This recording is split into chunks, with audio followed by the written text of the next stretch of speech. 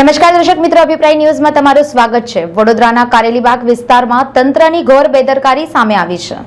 રસ્તા પર આવેલા પાણીના વાલ્વના ખુલ્લા ઢાંકણામાં એક ઊંટનો પગ ફસાઈ જતા અરેરાટી મચી હતી।